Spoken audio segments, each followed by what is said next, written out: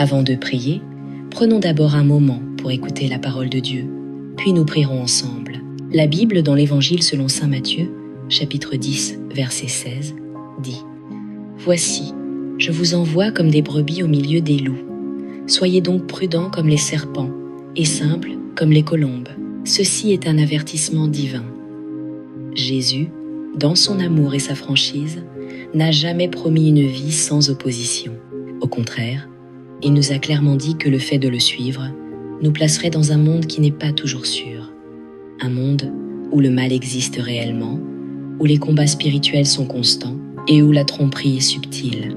C'est pourquoi il nous appelle à marcher avec sagesse, à être vigilants face aux ruses de l'ennemi et en même temps à garder un cœur pur, un cœur qui reste doux, aimant et incorruptible. La sagesse n'est pas facultative pour le croyant, elle est une protection.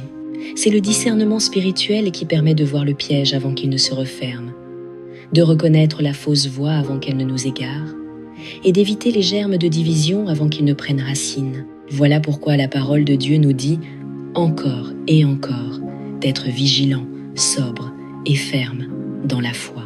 Peuple de Dieu, l'un des premiers moyens et l'un des plus efficaces par lesquels l'ennemi attaque, c'est en brisant l'unité entre les croyants. Il connaît la puissance de l'harmonie. Il sait la force d'un peuple qui se tient ensemble dans la prière et dans la foi. Voilà pourquoi il s'efforce tant de semer la discorde, de murmurer des mensonges, d'amplifier les offenses et de susciter des malentendus. Regardons ce que la Bible révèle à ce sujet. Dans les Actes des Apôtres, chapitre 2, versets 1 et 2. Le jour de la Pentecôte étant arrivé, ils étaient tous ensemble dans un même lieu. Tout à coup, il vint du ciel un bruit comme celui d'un vent impétueux, et il remplit toute la maison où ils étaient assis. Ce n'est pas un hasard. L'Esprit Saint n'est pas descendu à un moment quelconque. Dieu a agi puissamment lorsque son peuple était réuni d'un même cœur, uni dans un même but, uni dans l'adoration et uni dans son cri vers lui. Pas de compétition, pas d'agenda caché, pas d'amertume. Tout était centré sur Jésus et c'est dans cette atmosphère que les cieux se sont ouverts et que l'Esprit est venu avec puissance.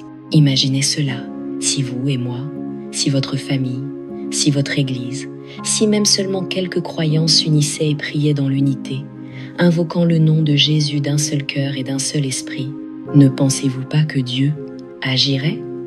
Ne croyez-vous pas que des chaînes se briseraient, que des portes s'ouvriraient, que la puissance du ciel toucherait la terre? Voilà exactement pourquoi l'ennemi s'attaque à l'unité.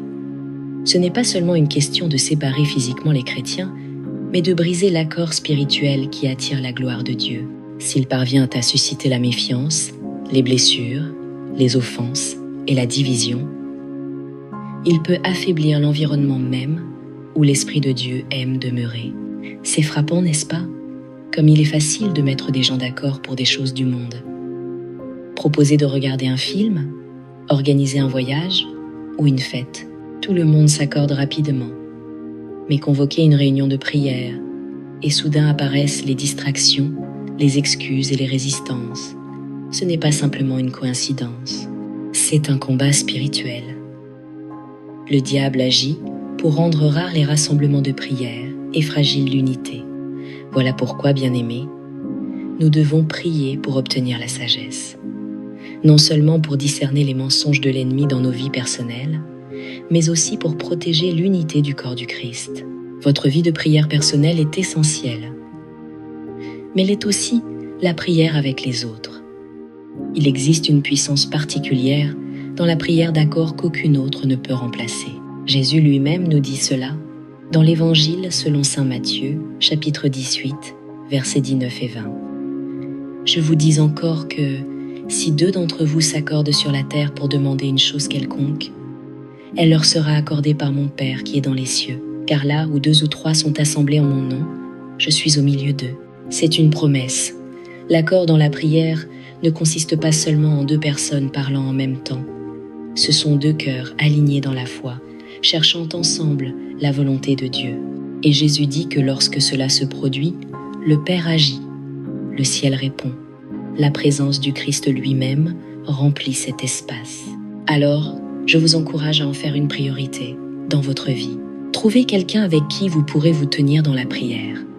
Demandez au Seigneur de vous conduire vers un partenaire de prière. Cela peut être votre époux ou épouse, votre enfant, un ami proche, ou même un croyant rencontré à l'église. Ne prenez pas cela à la légère. Priez ensemble pour votre maison, votre travail, votre communauté. Soutenez-vous mutuellement dans la foi. Quand l'un est fatigué, portez-vous les uns les autres dans l'intercession. Il ne s'agit pas de légalisme, mais de renforcer vos défenses spirituelles. Il s'agit de comprendre que vos prières ne sont pas uniquement personnelles. Elles font partie d'une guerre spirituelle plus vaste dans les lieux célestes. La Bible dit, dans la lettre aux Éphésiens, chapitre 6, que nous n'avons pas à lutter contre la chair et le sang, mais contre les puissances des ténèbres spirituelles. Si l'ennemi est assez organisé pour lancer des attaques coordonnées, nous devons être assez intentionnels pour nous tenir dans une prière coordonnée. L'unité dans la prière construit des murailles spirituelles difficiles à pénétrer pour l'ennemi. Elle crée une atmosphère où les miracles peuvent avoir lieu. Elle fortifie votre foi quand la vie devient dure. Et elle réjouit le cœur de Dieu, car l'unité reflète sa nature. Protégez vos relations par l'humilité. Soyez promptes à pardonner. Refusez d'écouter les commérages ou les critiques. L'ennemi ne peut briser que ce que vous acceptez de lui céder. Et rappelez-vous ceci, être d'accord dans la prière ne signifie pas toujours être d'accord sur chaque opinion. Nous sommes des personnes différentes, avec des personnalités et des perspectives variées. Mais dans le Christ, nous pouvons toujours être unis dans le but. Nous pouvons toujours chercher Dieu ensemble, nous aimer sincèrement et honorer sa parole par-dessus tout. Aujourd'hui, je vous exhorte, investissez dans la prière, à la fois personnelle et communautaire. Protégez l'unité que Dieu a placée autour de vous. Priez pour que le Seigneur vous donne le discernement nécessaire afin de voir les tactiques de l'ennemi avant qu'elles ne prennent racine. Et priez pour qu'il vous accorde l'humilité et la grâce de répondre d'une manière qui garde le corps du Christ fort et uni. Maintenant, prenons un moment pour prier ensemble. Seigneur Jésus bien-aimé, aujourd'hui nous venons devant toi avec une humble requête. Fais qu'il y ait de l'unité dans nos vies, dans nos foyers et dans chaque relation que tu nous as confiée. Seigneur, nous savons que la véritable unité n'est pas fabriquée par les hommes. Elle vient de ton esprit. C'est un don du ciel. Alors, nous la demandons ardemment. Fais qu'il y ait de l'unité dans nos familles, alors que nous nous tenons ensemble pour proclamer que Jésus-Christ est le roi des rois et le Seigneur des seigneurs. Je prie pour que chaque famille représentée ici ait un seul cœur et une seule voix pour t'adorer, pour prier ensemble et pour chercher ta face ensemble. Qu'il n'y ait ni division, ni orgueil, ni mur caché, mais seulement l'unité qui naît de l'amour et du service envers le même Sauveur. Seigneur, envoie dans nos vies des personnes qui marcheront à nos côtés dans ce chemin de foi. Mets sur notre route ceux qui prieront avec nous et pour nous. Entoure-nous de ceux qui brûlent pour toi, dont le cœur est enflammé d'amour pour ta présence. Ô Dieu, nous désirons vivre dans l'obéissance à ta parole, comme il est dit dans la lettre aux Romains, chapitre 15, versets 5 et 6. Que le Dieu de la patience et de la consolation vous donne d'avoir entre vous un même sentiment selon Jésus-Christ, afin que tous ensemble, d'une seule voix, vous glorifiez le Dieu et Père de notre Seigneur Jésus-Christ, qui accorde-nous cette grâce, Seigneur, être d'un même cœur, d'un même esprit, et te glorifier d'une seule voix unie. Que notre unité soit un témoignage pour le monde, montrant que nous appartenons à Jésus. Père, nous nous dressons contre tout plan de l'ennemi qui cherche à nous diviser. Nous savons que Satan vient pour voler, tuer et détruire, et que l'une de ses plus grandes armes est la désunion. Mais au nom puissant de Jésus, nous rejetons tout plan de conflit, tout murmure de discorde, toute semence d'offense que l'ennemi tente de semer parmi nous. Nous déclarons que ces plans échoueront et que la paix du Christ régnera dans nos cœurs et dans nos foyers. Seigneur, je t'élève chaque personne qui prie avec moi en ce moment. Tu connais leur lutte, tu vois les combats qu'ils mènent. Certains dans leur mariage, d'autres dans leurs amitiés, d'autres encore au sein de leur famille. Tu vois les attaques spirituelles qui cherchent à semer la distance, la froideur et l'incompréhension. Mais aujourd'hui, nous choisissons de tourner nos regards vers toi, de nous confier en toi et de dépendre totalement de toi. Jésus, tu es notre bouclier et notre défenseur. Tu es la pierre angulaire qui tient tout ensemble. Sans toi, les relations s'effondrent. Sans toi, l'amour se refroidit. Mais avec toi, les familles brisées peuvent être restaurées. Avec toi, les mariages blessés peuvent être guéris. Avec toi, les cœurs éloignés peuvent être réconciliés. Alors nous crions vers toi, Seigneur. Guéris ce qui est brisé, répare ce qui est déchiré, rétablis ce qui a été perdu. Nous refusons de laisser l'ennemi diviser et conquérir dans nos foyers.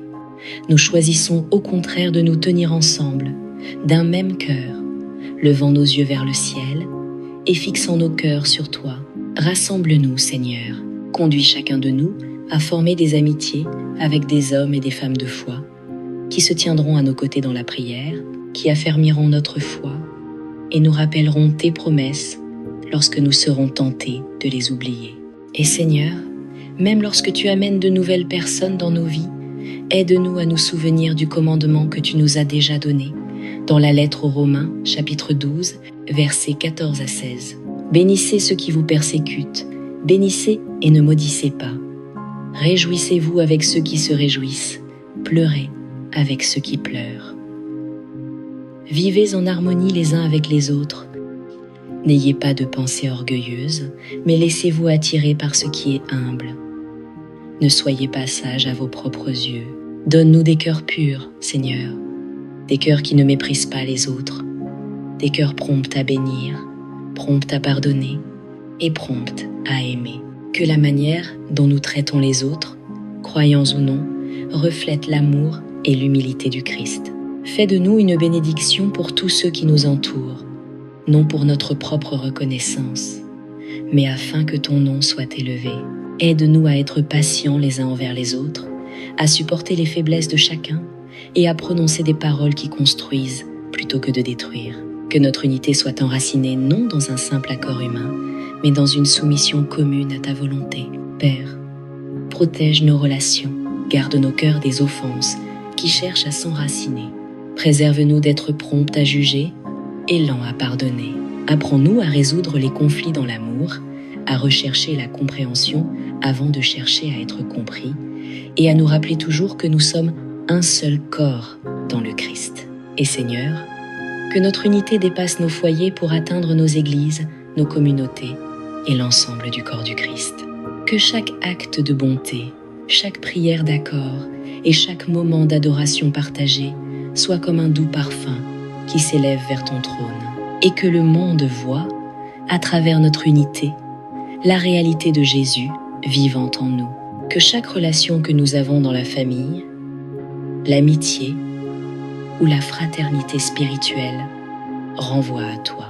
Que notre manière de vivre ensemble, en tant que croyants, devienne un témoignage vivant que Jésus-Christ règne dans nos cœurs. Nous te remercions, Seigneur, parce qu'en cet instant même, tu alignes les cœurs, tu rétablis la confiance et tu conduis ton peuple vers une unité plus profonde. Nous te remercions parce que tu es plus grand que toute force qui cherche à nous diviser. Et nous choisissons de marcher en avant dans la foi, croyant que le Dieu qui a commencé en nous une bonne œuvre l'achèvera jusqu'au bout. C'est au nom puissant et victorieux de Jésus-Christ que nous prions. Amen. Si cette prière a touché votre cœur, écrivez « Amen » en signe de foi. Je prie pour que chaque bénédiction contenue dans cette prière repose dès maintenant sur vous, au nom de Jésus. Et si vous avez besoin d'une prière particulière, n'hésitez pas à le dire dans les commentaires. Nous serons honorés de prier pour vous. Que la grâce et la paix de notre Seigneur Jésus-Christ soient toujours avec vous.